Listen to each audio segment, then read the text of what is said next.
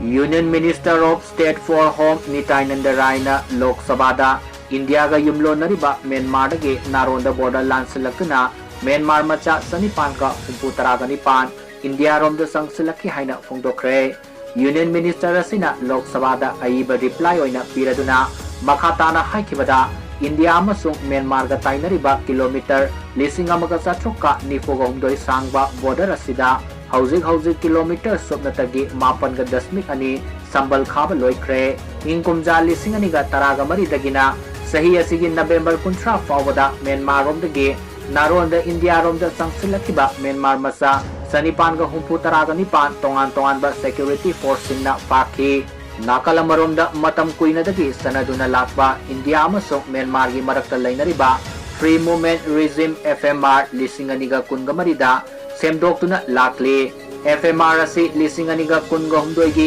megi ahumdage Manipur da haurakhiba irang asina maramoiraga Union Home Minister Amit Shah na lisinganiga kungamarige February thada FMR lautoktuna India gi awang nongpok state singa tainariba Myanmar border paringda sambal khaba hauragani haina lautokki adubu inkumja lisinganiga kungamarige December thada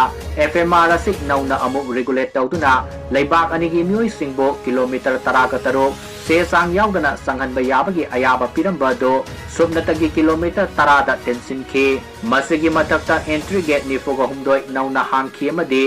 entry gate singda lantok lansin tawriba mioi singi biometric sing lawagi thabaksu paikatpa hauki haina mahakta makatana phongdukki